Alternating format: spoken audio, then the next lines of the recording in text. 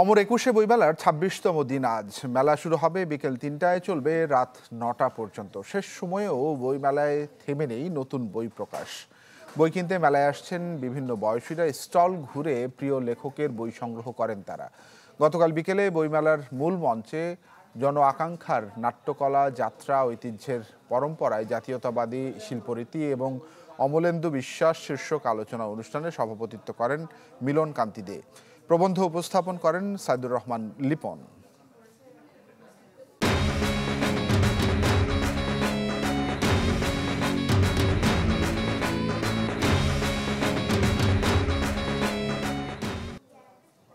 যারাই মেলায় আসছেন তারা এসে তাদের পছন্দের বইটি খোঁজ করছেন। ইতিমধ্যে তারা জেনে গেছেন যে এবার মেলাতে কোন কোন রাইটারের কেমন বই বেরিয়েছে, উপন্যাস, গল্প, প্রবন্ধ কোনগুলো জানেন।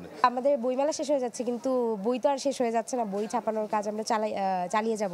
আরও অনেকগুলো বই আসছে, তো সেটাই দেখতেছিলাম। যেমন আবার ম্যাক্স প্লাঙ্কের পদার্থবিজ্ঞানের দর্শনটাও আসছে, তো এটাই আর কি দেখার চেষ্টা করতেছি।